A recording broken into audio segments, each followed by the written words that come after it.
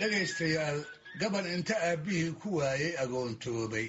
haweenay curadkeedii ku weyday haddii kale ninkeedii oo basaastii asayda timihii ku xargoobeen walaalkii ama ina adeerkii kii ku waayey markaasna garab bannaanaaday kii inta ka qayb qaatay aan ku dhiman asii warmaha ama rasaastu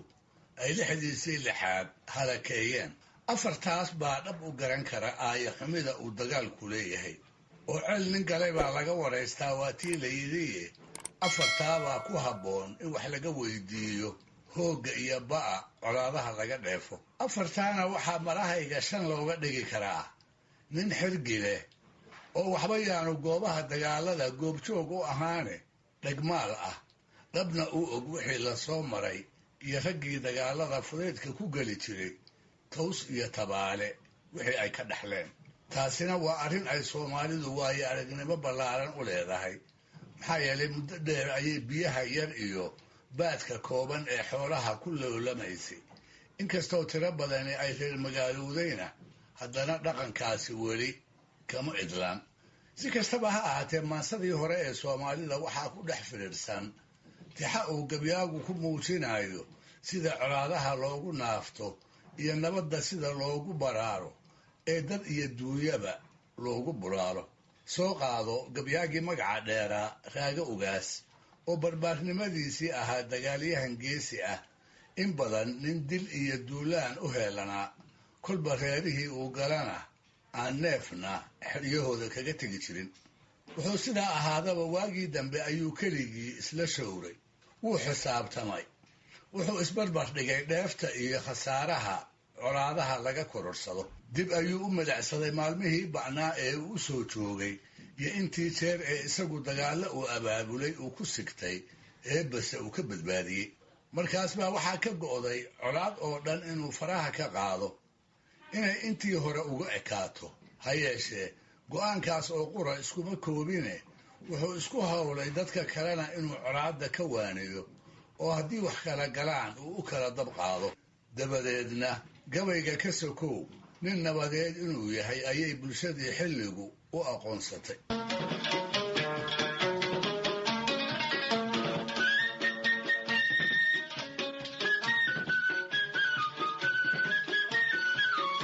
beri baa haddaba waxaa coloobay laba jirib oo raaga ay xigaal iyo darisba ahaayeen birta ayay isu looshadeen waagaasna rasaasi dalka ma soo geline nin waliba wuxuu tuntay waran iyo seef uu maalin baasta isku hadlayn karo wuxuu tabcaday gaashaan uu riddada ninka kale isaga gudbi karo maalintaas ayaa raagana wuxuu u guntaday inuu kala joojiyo in qolo walba uu halkeeda ugu tago oo waxay kala sheeganayaan intuu kala siiyo uu hubka dhulka ka dhigo hase ahaatee inkastoo uu ku noqnoqday inkastoo habeenno badan golayaasha geelashooda uu waagu ugu bariyey haddana waxba ugama naasacaddaan hebelladii uu garaadheerida ku malaynayey ayuu ku walba dhowr jeer ardaagiisa u soo fadhiistay isagoo ka durraamanaya inuu nabad qaato jilibka uu qayliyaha u yahayna u qaado waase lagu madax adeygay waa lagu gacan sayray dhagaha laga furaystay dabadeed maxaa dhacay subax subaxyadaa ka mid ah raaga oo markaa labadii degba middood ka ambabaxay wax qumanse aan ka fogaan ayay ka bannaan isku haleeleen suu halkii uu maraayay buu ku hakaday qacqacdii warmaha iyo jabayaydii dumarka ayaa dareemadiisii gilgilay lugihiisii buu tabar ka waayey cabbaar kadibna markuu is yidhi alla ilahe waa la kala haagay ayuu reerihii dib ugu noqday goobtii wax ka dhaceen ayuu abbaaray waa dul joogsaday mase maxaa mayd gegan hebel xalay iyo habeen horeba uu ka ohol waayey maxaa balli dhiiga dhex jiifa maxaa oday gardiid ahaa raxareebta dusheeda ku naf waayey maxaa nin ay addimadu midhaha noqdeen weli alaladaya muxuu taahoodu isu baxayaa rag dhaawac ah oo waayey cid inta cididda uga miciinta harka u jiidda maalintaas buu raaga tiriyey gabayada tirada yar ee laga hayo kuwa ugu caansan midkood waa gabaygii uu ku taxay magacyada raggii qiimaha lahaa ee goobtaas lagu waayey gabaygii uu ku haaraamay kuwii in sidaasi dhacdo ka teliyey oo shalay sidii awro qooqan doobada u ridaayey raggii nabad iyo nasiinaba degmada uga dhaartay ee goodigooda laga ladi waayey. waxaa goobta yaalli sow ina shanfool ma aha, kan xigaa sow ow maxamed salal ma aha, ismaaciil iyo daawuudkii laga harsan waayey sow kuwaa isdhinac yaal ma aha, gorgorka iyo dafadu waxa ay ku degayaan sow ma aha xirsi muude, sow xasan kooshin ma aha, sow muuse iyo nuur siyaad ma aha. guryo ba'ay dheh wada marin maayee qaybta hore ee gabayga ayuu raaga ku yidhi kuwii awrka keenada gashay ee faraska kooreeyey ee waaga kalaxdiisa raray kud iyo aarlaaga kol dhoweyd raggaad wada ogayd kaamilnimadiisa soo kaca kursiga aakhiraa kaalay lalahaaye kala male ma loo jaray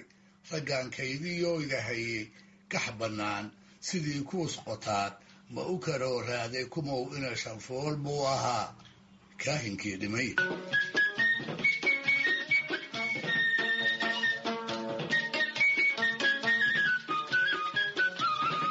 beri dambe ayaa tabtaa oo kale wuxuu raago ogaas isku xilqaamay inuu nabad dhex dhigo laba qolo oo muddo dheer siday u dagaalamayeen ragdoorkii isaga dhammaaday. dhacdo kasta dabadeed geedka shirka ayaa la isugu keenaa, wacad iyo dhaar baa lagu kala kaxeeyaa. hase ahaatee maalmo kooban kadib ayay haddana isku duulaanoo hebel miiranoo lagu jabay iska makalaan. qolo waliba waxay u dhaganuglaatay nin inuu horiyo mooyee aan isagu goobaha tegi doonin, iyo jacaylka colaadda nin markiisii horeba uu eebbe dabeecad uga dhigay. waa kuwii uu salaan carabay ku sheegi jiray geeraarkiisii caanka ahaa ee tolow colka jooja halku dhagiisu ahaa, kuwii uu ka digayey maalintii isaga qudhiisu uu kala badbaadinayey labadii qolo ee dirirta isugu soo safatay. waxaan u jeedaa tuducii ahaa nin carruuriyo maatiyo calli reere la yaaloo iscoofaya goraayo cararaya hadhow iyo nin colaa talinaayo oo caddaystay idinka buuxee waar tolow colka jooja. si kastaba ha ahatee markuu raaga labadii qolo kala joojin waayey oo qalabka dirirta niman badsanaya mooyee uu ka quustay, cid inta u soo joogsata warka ka koobisa ayuu isaga dhaqaaqay. dabadeedna wuxuu tiriyey tix 3 meelis oo qura laga hayo. 3dii meelis ee ahaa